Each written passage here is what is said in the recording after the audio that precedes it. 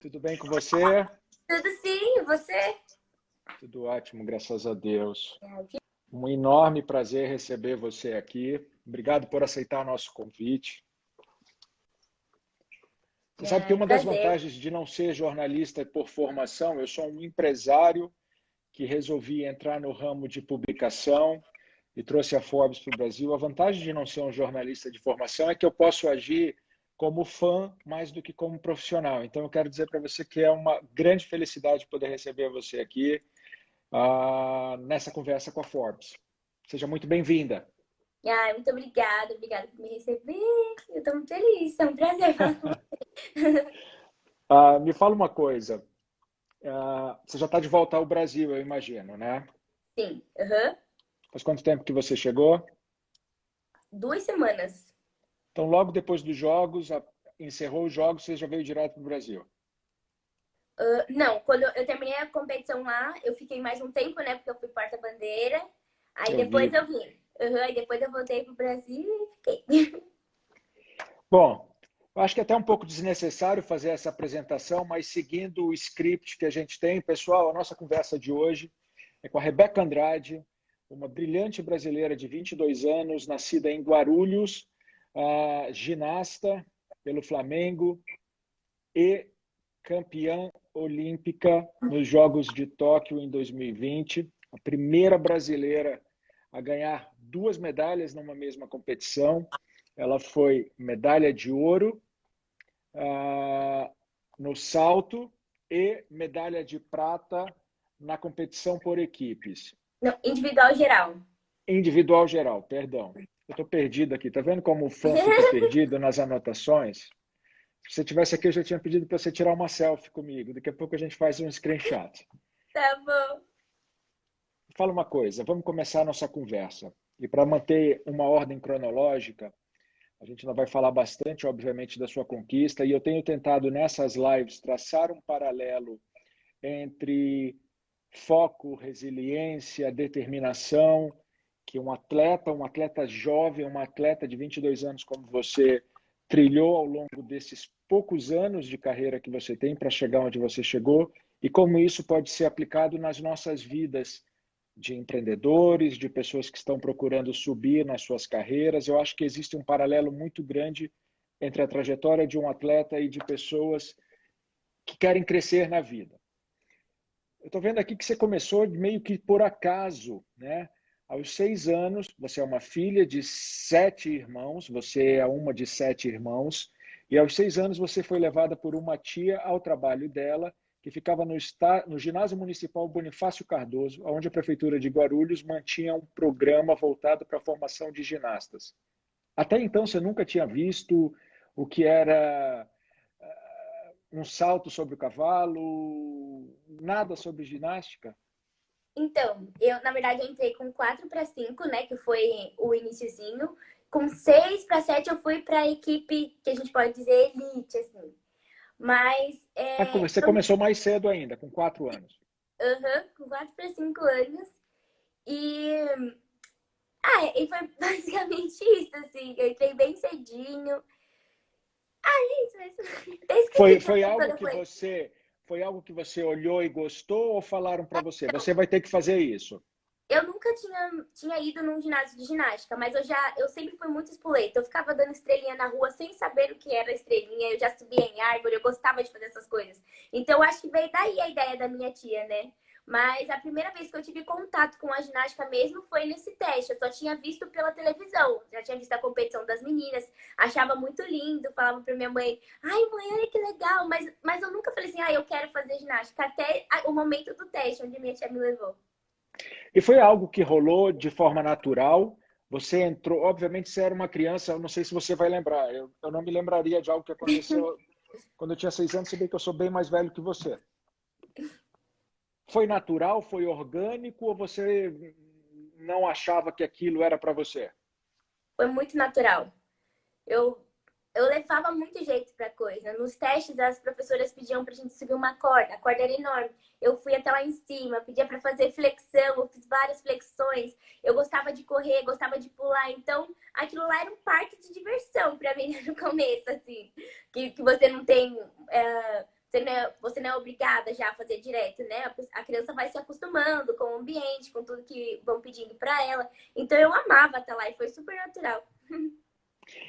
Em que época você percebeu, se é que você consegue lembrar, que era isso que você queria fazer para a sua vida? Porque naquela época era uma diversão, você estava indo ali como uma criança estava indo para um playground, muito provavelmente como um menino descer para jogar bola no prédio. Quando é que deu um estalo que você falou, é isso aqui, é isso que eu quero fazer na minha vida?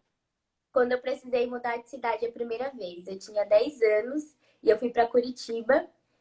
E aí eu precisei deixar minha mãe, os meus irmãos, os meus amigos, a escola onde eu estudava, toda essa parte. Então eu falei assim, nossa, agora eu vou ficar longe, né? Só que foi também tudo muito natural, porque não foi um baque de uma vez. Porque eu ficava um tempo de sexta para sábado morando, ficando na casa dos meus treinadores. E depois de um outro momento, eu também fiquei morando com a coordenadora do ginásio, Bonifácio Cardoso, na época, que era a Ana Cecília, e eu fiquei morando na casa dela. Então, eu só ia para casa nos finais de semana. Então, quando eu me mudei de cidade, não foi tão difícil, mas ao mesmo tempo foi porque eu sabia que eu não veria meus irmãos e minha mãe com tanta frequência como Não, sempre, né? 10 anos de idade, né? Não é que você tinha 17. 10 anos. Eu era um bebê. Mas Então foi ali você muito bom. percebeu, agora é para valer, isso aqui é o que eu vou fazer. Muito provavelmente, apesar de todos os desafios de uma rotina de treino, você já gostava daquilo, né? Sim. E eu também tinha consciência de que eu fazendo aquilo, eu melhoraria a vida da minha família, sabe? Que era muito importante para mim. Eu queria que a gente pudesse ter uma vida boa, que com saúde, com educação e com tudo, sabe? Então aquele era o momento, aquela era a oportunidade. E mesmo antes da minha mãe me falar mesmo, eu queria isso. E eu sempre falei para ela, eu quero melhor pra gente. Então, não foi sofrido, não foi difícil, não chorei, sabe? Foi fluindo, assim, foi muito tranquilo. E minha mãe sempre se fez muito presente, mesmo estando longe a maior parte do tempo. Mas ao mesmo tempo eu sabia que a qualquer momento, se eu ligasse para ela e falasse, mãe, vem pra cá, agora ela já tava lá, sabe? Então eu sabia que eu podia contar com ela, eu sabia que eu podia contar com os meus treinadores. Então por isso que eu acho que foi tudo muito natural e não foi nada traumático, nada difícil. Você sabe que é muito legal a gente ouvir isso, porque eu acho que sempre que a gente faz algo na vida tem que ter um propósito, né? Ontem eu estava dando uma palestra e eu falei que muita gente perguntando como é que vai ser o mundo pós-pandemia, e eu estava lendo um estudo que dizia que hoje as pessoas ficam muito mais realizadas quando elas fazem algo que tem propósito. Então, eu acho que no fim do dia, o propósito é sim algo que move a gente muito mais do que qualquer outro desejo. Tem gente que quer fazer algo para ganhar dinheiro, tem gente. Você tinha um propósito de ajudar a sua família e muito provavelmente essa foi a energia e o gás que você tinha, ainda que sem saber, aos 10 anos de idade, que continuou fazendo você seguir em frente sem achar que aquilo poderia ser traumático ou poderia ser mais sofrido do que qualquer separação de uma criança de 10 anos do convívio diário com a família. Muito Sim. legal ouvir isso e parabéns por ter essa clareza desde uma idade tão nova. Ah, seguindo aqui, você sabe que eu recebo uma cola lá do pessoal da redação, eu sei tudo isso de cabeça, né? Eles já vão levar um puxãozinho de orelha que eles colocaram aqui 6, você começou com 4. Ai, tudo bem. Aos 8 anos de idade, você foi encaminhada à equipe de alto rendimento, isso antes de você mudar para Curitiba. Eu estou lendo aqui um pouquinho da sua história. Então, já falava aqui que quando você morava, como você morava num bairro muito longe, você andava 2 horas por dia, um dos seus irmãos te acompanhava até o ginásio, depois ele comprou uma bicicleta para poder te levar. Quer dizer, não foi fácil mesmo, né? Não foi um negócio assim, eu tenho aptidão para coisa, o ginásio está aqui na esquina, eu vou lá treinar. Não. 2 horas por dia caminhando só para chegar no ginásio? Sim, eu morava bem longe do ginásio. A pé, eu acho que dava em torno de 1h30, 2 horas. De bicicleta era um pouquinho mais rápido. Mas, assim, por um bom período do tempo, a minha mãe ia trabalhar a pé. E aí dava o dinheiro da condução dela, né? Para que meu irmão pudesse me levar para o ginásio. Só que depois de um tempo, ela não aguentou mais. Porque ela era empregada doméstica na época. Então, imagina. Ela precisava trabalhar muito e já ia para o trabalho a pé. E ficava complicado para ela. E aí, quando meu irmão conseguiu comprar a bicicleta, foi tipo uma solução que a gente achou. E ele conseguia me levar, mas esse início foi bem difícil. Mas eu digo que não foi sofrido, porque a gente sempre fez tudo com muita alegria. Minha família é um lugar onde a gente faz tudo com muita alegria, sabe? Muito amor. Então, hoje eu sou muito grata pelos meus irmãos, porque eu sei o tanto que eles doaram o tempo deles por mim, o tanto que eles me apoiaram no início, mesmo antes de saber todo o sucesso que eu poderia fazer. Eles faziam porque eles me amam, eles faziam porque eles queriam o meu sucesso, eles se orgulhavam de mim, sabe? E isso é muito legal. E a gente sempre foi muito assim, né? Mas era, gente. Tinha chão para chegar no ginásio, tinha chão para a gente poder comer, tinha chão para poder chegar e treinar bem. Mas deu tudo certo, tudo valeu a pena. Eu quero fazer uma pausa aqui para pedir para você que está aí assistindo essa nossa conversa. Tem esse triângulozinho no formato de um aviãozinho aqui no canto inferior direito da tela. Por favor, compartilha isso com aquela pessoa que você conhece, que reclama que as coisas não estão fáceis, que tem uma dificuldade, que o carro emperrou, que a gente está ouvindo uma jovem atleta que acabou de conquistar indiscutivelmente a maior honraria que um atleta profissional pode esperar na vida, que é uma medalha de ouro nos Jogos Olímpicos, que passa um relato que aos 8 anos de idade, antes disso, ela precisava caminhar durante 2 horas para chegar no ginásio. E que fazia isso com alegria, e que fazia isso com amor, e que fazia isso sabendo que era aquilo que ela queria fazer, e que não foi um impedimento de a distância, ou a falta do dinheiro, ou a falta das condições apropriadas que impediram ela de chegar onde ela chegou. É, é, é, tem muita história que a gente conta que pode parecer história apenas, né? Ah, é muito lindo dizer que uma pessoa superou desafios. A gente está ouvindo aqui uma história real. Isso é uma história real.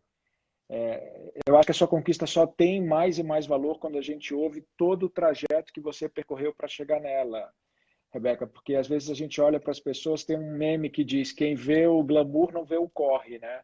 Já te vê ali no pódio, medalha de ouro, toda arrumada, cabelo preso, um ramo de flores na mão. Ah, deu sorte. Pulou o cavalo ali, caiu direitinho, caiu dentro das fitas, ganhou uma medalha. Ninguém sabe quão difícil é para chegar até lá, né? Pois é. Eu tive muito apoio do meu clube, do comitê, da CBG também. Porque se não fosse por eles, eu acho que eu já teria desistido, se não fosse pela minha família também, né, no meu período de lesão. Porque todos aconteceram num momento crucial da minha carreira, onde eu tinha competições que para aquele ano eram muito importantes e que eu queria muito ir. Então, essa parte também é muito pesada para o psicológico, né? E eu era muito nova. Então, foi um pedaço da minha vida onde eu tive que trabalhar muito com a minha psicóloga para eu me manter forte fisicamente e psicologicamente, para que eu voltasse, para que eu soubesse que eu conseguiria. Então, a minha família, o meu treinador foram essenciais assim nessa parte, sabe? Porque por mim mesmo, de verdade, eu teria desistido. Mas a minha mãe teve, nossa, olhos de águia, ela conseguia ver o futuro, não sei o que aconteceu. E ela conversou comigo e ela Mãe falou tem que não sexto sentido. tem, mãe é incrível, né? E ela falou que não me deixaria desistir, porque ela queria que eu tentasse. Porque o meu medo era voltar e não conseguir. Só que ela sabia que eu ia conseguir. Ela conhece a filha que ela tem, né? Ela sabe da minha garra, da força que eu aprendi com ela, da mulher guerreira que ela é e o tanto que eu me inspiro nela. Então, eu não poderia desistir porque eu me machuquei. Eu teria que voltar, tentar. E aí, tudo bem se eu não conseguisse, sabe? Mas ela sabia. E aí, A eu gente fui. vai chegar, a gente vai chegar nessa parte. Eu estou lendo aqui, eu li esse. Antes eu quero fazer uma homenagem à Dona Rosa por Uhum. toda a visão que ela teve, pela filha que ela criou e formou e pelo incentivo que ela sempre deu para você. Eu estou lendo aqui uma aspas que você falou, que a sua mãe foi realmente fundamental para você chegar onde você chegou. Sim. Diziam que ela era doida na época que ela deixou você ir morar aos 10 anos de idade em uma outra cidade, e ela diz que ela teve sabedoria e a mente aberta para deixar você seguir os seus sonhos. Palavras da Dona Rosa. Sim. Ah, você falou ainda agora da lesão.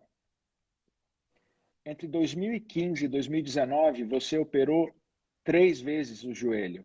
E que numa dessas cirurgias você pensou realmente em desistir. E quem fez você mudar de ideia foi a sua mãe e sua equipe. Como é que foi esse período? Com 2015 você tinha, você nasceu 16. em, você tinha 16 anos. Uhum. Uma jovem de 16 anos passa por uma cirurgia, pouco tempo depois passa por outra cirurgia. Eu que sou um homem adulto desse tamanho, se falam que eu tenho que tomar anestesia para alguma coisa, eu entro em pânico. Realmente dá vontade de parar, né? Sim. Para um atleta de alto rendimento, eu acho que fazer uma cirurgia é muito difícil. Principalmente quando é um LCA ou alguma coisa que te deixa mais tempo, muito tempo longe do esporte, né? Muito tempo longe dos treinos e tudo mais. Então, e as minhas 3 lesões foram iguais e eu sabia que eu precisaria ficar 8 meses sem poder fazer impacto, sem poder pisar no ginásio para treinar junto com as meninas. Isso era muito difícil, né? A de 2015 eu ainda era muito nova, eu falo que eu era crua, que eu não tinha a maturidade que eu tive em 2019. Mesmo tendo a maturidade que eu tinha, eu também pensei em desistir. Mas a minha mãe me salvou nas 3 vezes. Ela tava lá me dando força. Eu conversei com ela quando eu fui para casa, né? Quando eu voltei das Olimpíadas. E ela até me falou assim, filha, eu não sei se você sabe, mas quando você ligou para a mãe e falou que você tinha machucado e ia desistir, a mãe balançou naquele momento. Porque foi difícil. A mãe sabe tudo que você precisou passar, mas eu tava tentando ser forte por você. Aí ela fala que ela orou muito, ela pediu para eu falar com Deus também, porque eu sou muito ligada nisso, né? E quando eu orei, assim, eu senti que não estava na hora de parar, sabe? A primeira noite foi a mais difícil, foi onde eu chorei. Nossa, eu chorei muito, porque eu falei, tá bom, eu vou desistir, mas o que eu vou fazer da minha vida se eu só sei fazer ginástica? Porque eu sinto que eu nasci para isso, eu amo estar aqui dentro, sabe? É o que eu gosto de fazer, é o ar que eu gosto de respirar. Eu amo as pessoas que estão nesse ambiente, eles são a minha família também. Então, dá um desespero de você não saber o que vai acontecer. Mas depois, naquela oração que eu fiz, eu sabia que eu ia continuar. E teve um ponto que também foi muito importante, onde eu tava chorando muito. Eu tava de madrugada já, não conseguia dormir. E eu tava dividindo o quarto junto com a minha amiga, uma das minhas melhores amigas, que é a Lohane Oliveira. E eu lembro que eu pedia pra Deus que eu só queria um abraço. Porque eu tava me sentindo sozinha, assim. E aí ela tava dormindo, ela acordou do nada. Do nada não, ela tava chorando lá, mas enfim. Ela tava dormindo, ela veio e me deu um abraço, ela não deu uma palavra. Mas foi naquele abraço que eu falei, não, eu vou continuar, eu tenho uma equipe, eu sei que eu consigo e eu vou voltar. No dia seguinte eu já falei pro meu treinador, Chico, eu vou continuar, o que a gente precisa fazer? Aí eu já comecei a conversar com o médico, com a gestora aqui, com a Juliana, com o pessoal do COB, com a minha família, e eu falei assim, não, gente, eu vou continuar, eu vou conseguir. E aí a gente continuou, e aí, cara, deu tudo certo. Você sabe que é emocionante ouvir isso. Você fala, eu me arrepio, porque não é muito diferente. Obviamente, eu nunca passei por algo parecido, de ver a possibilidade de uma lesão acabar com uma carreira, né? Uma vez no auge da primeira onda da pandemia, quando eu fiz quase 5 lives por semana, eu conversei aqui com um cara que eu admiro muito, que é o Ronaldo Nazário, vulgo Fenômeno, que foi um cara que, assim como você, passou por algumas lesões sérias e muita gente dava como certo o fim da carreira dele, né? O Ronaldo não vai voltar, rompeu o mesmo ligamento no mesmo joelho, 10 meses de muleta fazendo musculação. Se foi a força que você recebeu da sua mãe, dos seus técnicos, daquele abraço, das orações, que eu acredito sim também que isso é muito importante, ah,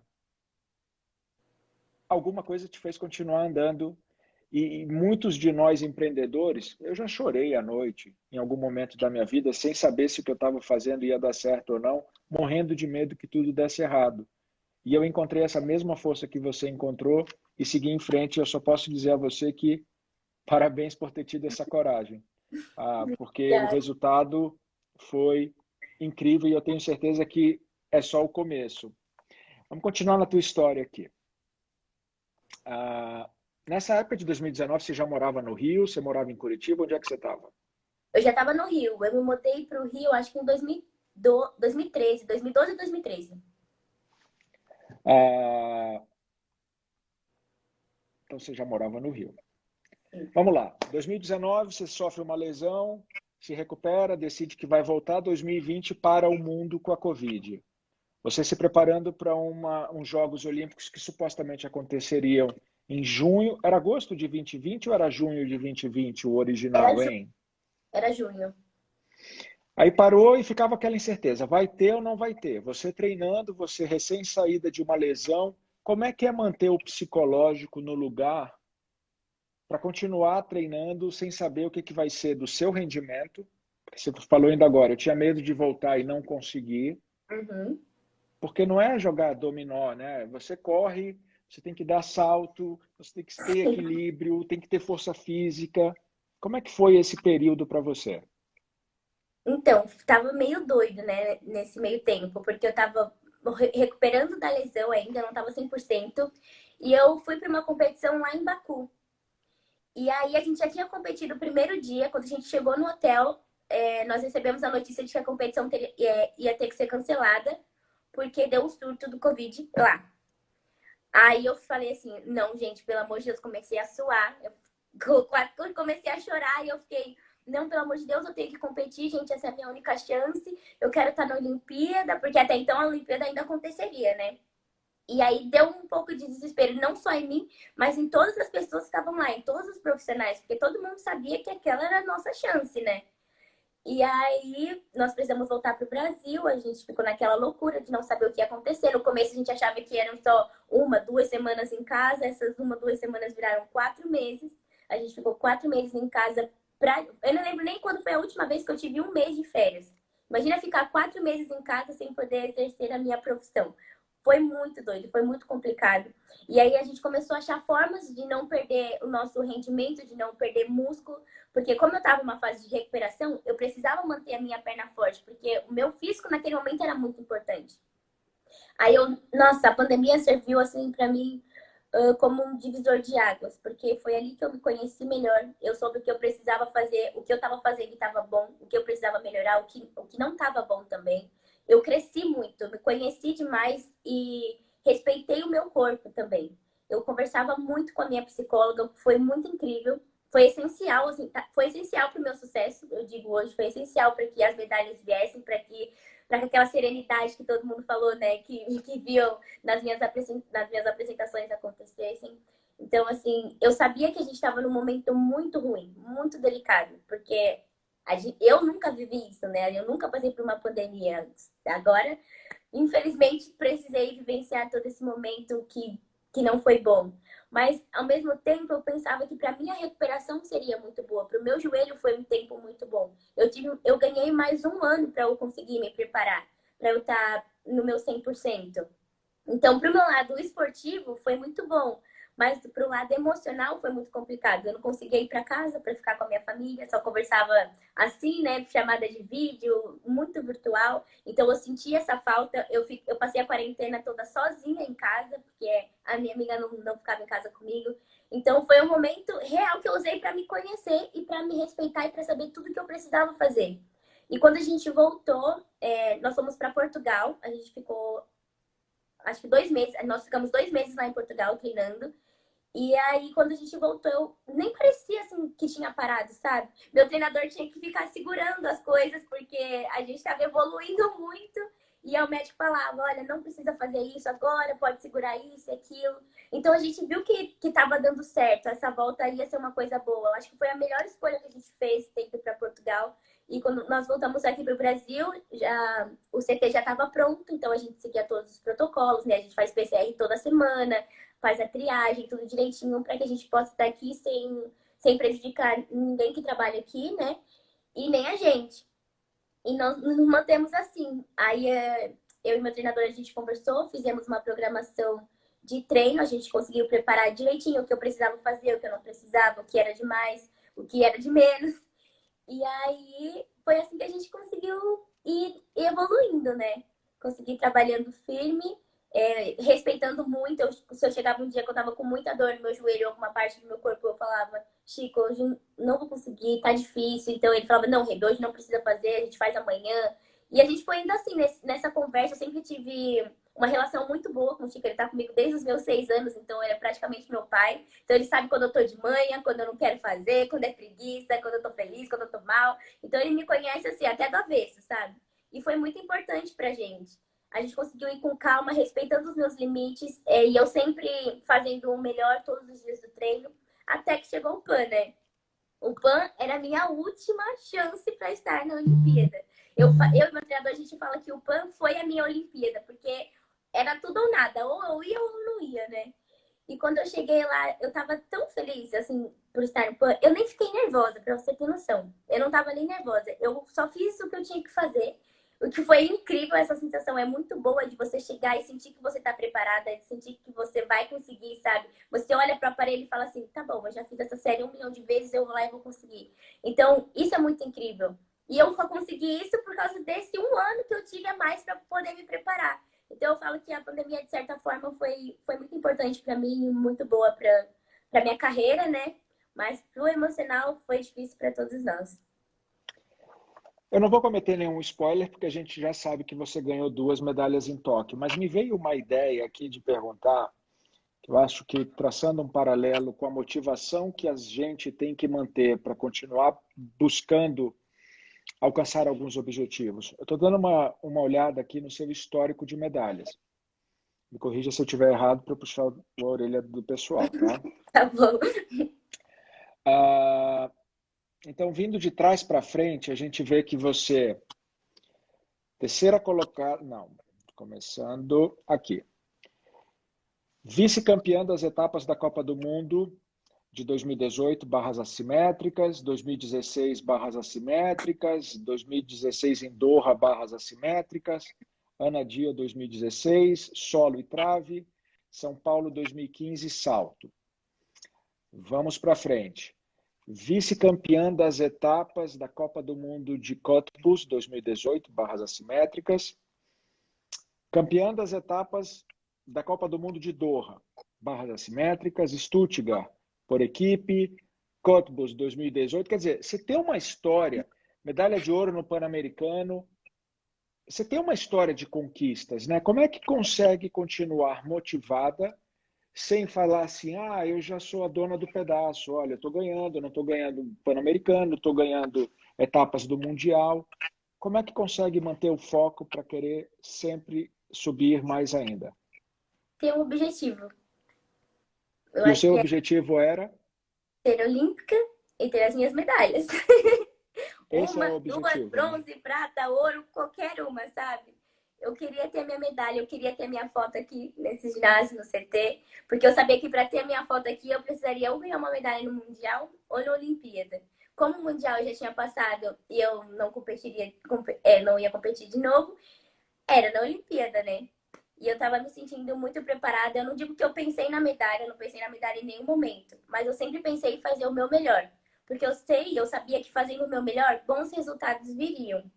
Então, isso foi muito importante. Porque eu acho que se eu tivesse pensado em ganhar medalha, medalha, medalha, seria uma pressão que eu não precisaria estar colocando em mim, porque eu não sou obrigada, eu não fui obrigada a trazer uma medalha, sabe? Ninguém é obrigado a conquistar uma medalha. A gente faz isso porque a gente treina, sabe? Porque a gente se esforça, a gente se dedica, a gente doa nosso tempo, doa nossa vida. Então, ela vem, mas não era uma obrigação. Mas, gente, é muito boa a sensação de estar lá no topo, né? De estar sempre vencendo. E quando não dá certo também, aquela sensação de frustração por saber que você poderia ter ido melhor também é um gás a mais que a gente tem. Porque a gente fala assim, não, tá bom, eu não fui bem nesse, mas na próxima competição eu vou ser melhor. No treino eu vou melhorar isso, eu vou focar mais nisso, porque eu sei que foi isso que me prejudicou. Então é muito importante essa vontade de vencer, essa vontade de querer estar de volta, de querer evoluir, de querer melhorar, de mostrar para o mundo tudo que a gente tem, né? Eu queria mostrar para o mundo todo o meu talento. Porque eu sempre chegava no quase e acontecia alguma coisa, que no caso eram as lesões, né? Então, eu pude mostrar para o mundo todo o meu talento e mesmo assim não foi o meu melhor. Eu sei que eu poderia ter feito muito melhor na Olimpíada, mas graças a Deus foi o suficiente para eu voltar com 2 medalhas, então eu não reclamo. Mas eu sei que eu ainda posso mostrar muito mais e isso é muito legal. É isso que me dá vontade de continuar treinando, né? De mostrar toda a minha capacidade. Porque se você for parar para pensar, para um atleta de alto rendimento, eu já atingi o auge. Eu tenho uma medalha de ouro, uma medalha de prata, mas por que ela vai querer continuar? Porque eu quero mostrar mais, eu quero ser mais, eu quero incentivar, eu quero que as pessoas se espelhem em mim, eu quero usar a minha voz para ajudar quem não pode, sabe? Então, eu acho que isso é muito importante. Mostrar que o esporte também educa, que ajuda na educação. E é isso, mostra a cultura, você conhece outras pessoas, você aprende, você evolui, você cresce, você tem respeito, você amadurece. Então, tudo isso é muito importante. É isso que eu quero passar para as pessoas para que eles queiram entrar no esporte, queiram incentivar o esporte também, porque é muito importante, a gente precisa muito de incentivo, de apoio. E não só quando a pessoa está no auge, mas no início dela também. Porque ninguém vai saber se ela vai atingir, se ela vai chegar lá no topo, se não tiverem acompanhado o início dela. E eu tive a sorte de ter pessoas que acreditaram em mim mesmo antes de eu ser a Rebeca Andrade, quando eu era só a Rebequinha, só a Daianinha, que eles me apelidaram de Daianinha, né? Quando eu era só a Rebeca criancinha que gostava de pular para lá e para cá. Então isso é muito importante. E essa é a mensagem que eu quero passar, que eu quero mostrar. E sempre que eu puder, gente, eu vou fazer o máximo para que as pessoas incentivem e apoiem muito o esporte, porque o esporte muda vidas. Mudou a minha vida e é o que eu quero fazer pelos outros também. Muito legal. Eu estou vendo que você, o seu ídolo, a sua ídolo é a Daiane dos Santos. Como é que foi crescer, já praticando o esporte que você pratica, olhando para uma menina brasileira, negra, que estava traçando, estava trilhando o mesmo caminho que você queria? Te incentivava mais? Você falava, eu quero ser igual a ela? Como é que é ter um ídolo que faz a mesma coisa que você? Nossa, foi incrível. Eu acho que eu entrei na ginástica, assim, por causa da Dai, né? Eu assisti algumas competições e eu falava, eu quero ser igual a ela. Eu achava ela incrível, quer dizer, eu ainda acho ela incrível, né? E ela era uma das poucas meninas negras que faziam ginástica. Então, a gente se espelha, porque era com quem eu me identificava. Apesar de ter as outras meninas também como ídolos, né? Eu sempre me espelhei muito na Dai, porque ela tinha aquela explosão, aquela alegria, aquela vontade, sabe? Quando você assistia ela, assim, era uma coisa que era encantadora, ela te levantava, sabe? Você tinha vontade de estar lá, entrar na tela e ficar junto com ela. Então, isso me incentivou muito também. E quando eu a conheci, foi incrível. Ela me deu várias dicas. Eu era muito criancinha ainda, mas que foi muito importante para mim naquele momento. E, nossa, e é isso. Eu me espelho demais nela, assim. Ela é um ser humano incrível e que eu espero levar para toda a vida. Foi demais, assim. Você sabe que você está inspirando muita gente, né? Não só meninas que praticam ginástica. Eu lembro que durante as Olimpíadas, eu já estava no final das férias escolares das crianças, a gente alugou uma casa de praia, a gente estava em Trancoso e tinha uma sala de televisão grande, parecia final de Copa do Mundo, a família inteira ali sentada, nos horários mais esdrúxulos do fuso horário do Japão. Todo mundo vai, Rebeca. E para todos os brasileiros que estavam competindo, e quando acabava uma das suas etapas ou da equipe, eu olhava e via a criança dando estrela. Você falou ainda há pouco que quando você era pequena, você brincava de dar estrela mesmo sem saber que ia fazer ginástica. Sim. Então saiba você que você carrega essa bandeira que você carregou nas Olimpíadas, você carrega ela pelo longo prazo. Você é inspiração para muita gente, para muitas crianças, para meninas que olham para você e falam, eu quero ser igual a ela. E é muito legal saber que você se inspirou pela Daiane, que fazia o que você fazia e que te deu essa força adicional para você trilhar a sua carreira. Vamos falar um pouco de Tóquio. Chegou lá, Vila Olímpica, série de limitações, Covid, começaram as competições. Como é que funciona o físico, o psicológico, a pressão? Existe uma cobrança muito grande, apesar do Brasil ser um país de 210 milhões de habitantes, a gente não é um país que produz ídolos com a rapidez que algumas outras nações fazem, né? A gente olha para os Estados Unidos e numas Olimpíadas aparecem uns nomes que a gente nunca ouviu e a pessoa vai lá e ganha 5, 6, 7 medalhas. Sim. Você começa a virar o foco de atenção da mídia e de um país gigante. Como é para segurar a onda num momento como esse? E como foi teus dias em Tóquio até chegar ao topo do pódio? Foi muito tranquilo. Porque eu acho que eu não estava nervosa em nenhum momento. Eu não me senti pressionada. Porque, como eu falei, né? Eu não era obrigada a trazer a medalha. Mesmo sabendo de todas as expectativas de todas as pessoas, né? Mas eu acho que o meu treinador estava bem nervoso. As pessoas de fora estavam nervosas, né? Mas eu estava bem tranquila. Eu sempre respirava fundo. Eu gosto de pensar sempre em um dia após o outro, sabe? Para não sair atropelando, para eu não me sentir pressionada, para eu não me sentir ansiosa, nem nada dessas coisas. Então, eu estava sempre em contato com Deus. Eu antes de ir para pro Japão. Eu tinha conversado bastante em Doha, onde a gente fez a aclimatação, né? Eu conversei muito com a minha psicóloga. Tanto que quando eu cheguei lá, eu acho que eu falei com ela 2 dias, mas uma conversa de oi, tudo bem? Como você tá? E eu tô muito feliz, tô em Tóquio, cheguei na vila, não sei o quê. Então, uma coisa muito tranquila. Porque eu tava me sentindo muito preparada pra competição. Eu tava me sentindo forte, porque a gente fazia academia lá. Eu tava me sentindo bem preparada, porque eu sabia tantas de séries que eu já tinha feito aqui no Brasil, né? Então, quando chegava no ginásio, era só, era só fazer, sabe? Tava no automático já. Então, foi um momento muito bom, assim, da minha vida. Eu tenho lembranças muito boas, porque foi isso mesmo. Foi uma coisa tranquila, foi aquilo, foi sereno, sabe? Foi incrível. Nossa, não consigo nem expressar direito, porque foi muito incrível.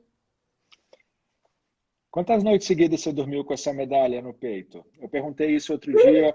Eu entrevistei o Fernando, que ganhou a medalha de bronze nos 200 metros livres, e aí eu brinquei, porque ele falou que ele não realize, né? Ele não tinha caído a ficha quando ele olhava a medalha, e eu perguntei, quantas noites você dormiu com a medalha? Ele falou, eu só tirava a medalha para tomar banho. Como é que foi? Muito bom. Como é Nossa, que é você olhar, ver a bandeira do Brasil, o hino tocando e você nossa, realizou o seu sonho de vida? nossa, foi incrível. Olhar todo mundo lá do topo. A sensação que eu tive era que todo mundo estava do meu lado. Todas as pessoas que me ajudaram, minha família, a torcida. Porque apesar de não ter tido público, né? A sensação que eu tinha era que tava todo mundo lá. Eu não sei porquê, mas eu sentia a energia, sabe? Da galera torcendo por mim, todas as orações, a vontade Ai, nossa, gente, foi muito incrível. Eu lembro que fazer o hino tocar, até hoje eu falo que eu fiquei assim, desacreditada, porque eu falei, gente, eu fiz um hino tocar numa Olimpíada. Foi, nossa, nossa. Ai, uma sensação muito boa lembrar agora de novo você perguntando. Nossa, é muito bom. Você não tinha público, não. Você tinha público. Uma das imagens que mais repercutiu no Brasil foi a Simone Biles na arquibancada torcendo e aplaudindo e vibrando super com a sua execução. Como é que era Sim, olhar para a arquibancada? Com certeza você deve olhar para ela e falar: Uau, ela é o máximo também. Como é que era olhar para a arquibancada e ver uma torcida como a dela vibrando pela sua execução? bom, eu só vi os vídeos depois da competição, porque Ah, lá você a não gente viu lá fica. na hora, né? Não, a gente fica bem concentradinha assim, né? Tem que manter o foco. Mas depois que eu assisti o vídeo, eu fico muito feliz. A Simone sempre torceu muito por mim. Em 2018, no Mundial, a gente tem festa de encerramento, né? Que a competição faz, agora não tá tendo por causa da pandemia. Mas ela virou e falou pra mim assim: não desista, você é muito boa e seu futuro vai ser incrível. Tipo, ela falou coisas muito boas pra mim aquele dia. E eu falei: nossa, gente, imagina, a Simone Biles falando daquilo. Em 2016, ela também tinha falado que meu salto era muito bom, que ela achava muito lindo, que era perfeito e tudo mais. Eu fiquei, meu Deus, a melhor do mundo tá dizendo que meu salto é perfeito. Então, tipo, ela sempre foi muito positiva comigo. E ver ela me assistindo e torcendo muito por mim, nossa, foi incrível, né, gente? Ela é a melhor do mundo. Ela tava torcendo por mim. Nossa, foi muito legal. Eu torci muito por ela também na final de trás. Que eu acho que passa uma boa lição, né? Que, na verdade, principalmente quando a gente vê divisões de ideias, que a gente não precisa ter inimigos, né? A gente tem adversários. Quando você Exatamente. está ali, se ela vai competir com você, ela passa a ser uma adversária e você vai fazer o seu melhor para superá-la, para você ganhar a medalha de ouro. Sim. Mas a camaradagem, né? A gentileza, a educação e o incentivo. Porque você concorda que tem gente que, às vezes, por muito menos, tem uma atitude arrogante, não se relaciona bem com as pessoas, é incapaz de dar uma palavra amiga, um Uhum. incentivo. Então, é muito legal ouvir esse tipo de exemplo que você está mencionando, que não precisam existir inimigos, né? Os Sim, adversários são adversários naquele momento. Muito legal. exatamente. Eu sempre falo que não sou eu que sou rival das outras competidoras, né? São as minhas séries. Eu ali, eu vou. Porque todas elas estavam ali com o mesmo objetivo que eu. Todas treinaram demais, todas tiveram dificuldade, todas querem estar no primeiro lugar, todas querem uma medalha. Então, mesmo assim, mesmo a gente fazendo o nosso melhor, a gente está lá para torcer pelo outro também. Foi um momento difícil para todo mundo. Ao mesmo tempo, foi um momento incrível para todo mundo, porque para chegar naquela Olimpíada não foi fácil, sabe?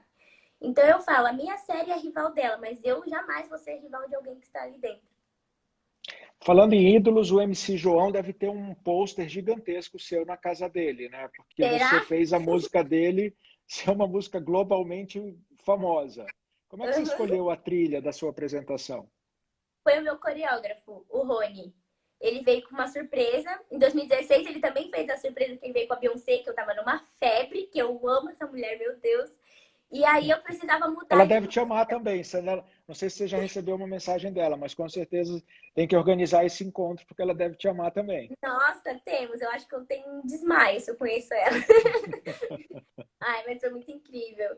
E depois ele veio com essa do baile de favela. De início eu estranhei, né? Porque eu tava saindo de um pop americano pra vir pro funk. Mas foi uma coisa muito rápida. Eu já amei. A música é minha cara, não tem como. Não tem como falar que não ficou boa. A batida do funk, a mistura das duas músicas que ele fez, né? Nossa, foi incrível. Deu liga e quero lhe dizer, como um pouco conhecedor, eu não entendo as técnicas, eu não entendo o que pontua mais, o que pontua menos. Obviamente que a gente consegue identificar o grau de dificuldade desse ou daquele movimento, mas a leveza e a vibe, é muito difícil você sentir a vibe de alguém por uma tela, né? Ah, era a melhor possível. Você pode ter certeza que você emanava uma luz muito especial todas as vezes que você estava competindo, o sorriso sempre no rosto, e eu acho que isso tem muito a ver com a sua conquista, muito a ver com a sua conquista. Parabéns. Muito Você sabe que a gente obrigada. não costuma abrir muito para as perguntas, mas eu já tenho aqui mais de 196, fora as outras que eu não consigo ver, eu não consigo ver. Então eu acho que até pelas pessoas que, assim como eu, te admiram muito e tem algumas perguntas, eu vou fazer alguma delas para você. Tá bem. Qual é seu maior sonho, Rebeca? Meu maior sonho é poder continuar incentivando pessoas para que elas melhorem de vida, cresçam dentro e fora do esporte e que alcancem o sucesso. Muito legal. Tem algumas que perguntam o que você está sentindo. Eu acho que você já falou bastante sobre o que você sentiu na conquista e continua sentindo. Ah, o que você fala para outras tantas Rebecas que são espalhadas pelo Brasil e que não têm a mesma oportunidade de ter essa visibilidade? Acho que você não teve a mesma oportunidade, né? A sua oportunidade não foi dada de mão beijada, né, Rebeca? Ah, eu posso dizer para que elas continuem acreditando e batalhando firme, porque a vida é muito difícil, mas essa dificuldade vai te fazer crescer, vai te fazer melhorar, vai te fazer entender tudo que você, aonde você pode chegar e tudo que você pode fazer. Então você tem que ter muita fé em você e ser sempre muito grato a todas as pessoas que te ajudarem, desde o início até o seu sucesso. Muito legal. Micaele. Oi, Rebeca, me nota, sou sua fã. Oi, Micaele, te notei, linda, beijo. Muita gente dizendo que ama você, muita gente Ah, dizendo que te admira muito. Ah, Rebeca, sua voz é muito fofa. obrigada. Vamos lá. Ah, você realmente é um exemplo para ser seguida por todos os brasileiros, concordo. Obrigada. Muita gente pedindo para você seguir no Instagram. Eu pensava que essa fase já tinha acabado. Já me segue de volta, sigo de volta. Tem muita Bom, gente. tem uma pessoa aqui perguntando em quem você se inspira hoje. Na minha mãe e em mim. Muito legal. Pessoas perguntando sobre se você está se preparando para mais medalhas, você já respondeu isso. Tem gente me pedindo emprego. Essas perguntas a gente lê depois. Rebeca, a gente está chegando ao final da nossa conversa. Eu queria que você deixasse um recado para as pessoas que estão nos assistindo. O que você tem a dizer para elas? Ah, primeiro eu gostaria de agradecer, né, por elas terem entrado aqui, para ver nosso rostinho, para saber um pouco mais da minha história, como eu atingi o sucesso, que não foi fácil, toda a caminhada foi muito difícil, e para dizer que a vida é assim mesmo. A gente vai ter muita porrada para chegar no nosso sucesso, mas que tudo vai valer a pena. Vocês precisam ter muita fé e acreditar em vocês. Eu acho que esse é o essencial. Você acreditar em você e saber que no final tudo vai dar certo. Eu, por mim, a gente ficava batendo papo aqui 2 horas, só que eu sei que você é uma atleta de alto rendimento, seu dia deve ser bastante puxado. Eu queria muito agradecer você por aceitar esse convite de vir aqui, contar um pouco da sua vida, contar um pouco da sua trajetória, contar da força de vontade que você tem há todos esses anos para chegar onde você chegar. Você é merecedora de todo esse sucesso. Isso não é uma palavra, não é uma frase clichê. Você merece cada grama daquelas medalhas que você tem hoje na sua prateleira. Continue fazendo o que você faz, porque você encanta muita gente, você inspira muita gente. O Brasil precisa de pessoas como você. Eu fiquei muito feliz de poder conversar com você. Tenho certeza que a gente ainda vai falar muito sobre a Rebeca e conte sempre conosco. A Forbes te apoia e te acha o máximo. E eu principalmente. Adorei Muito falar com você.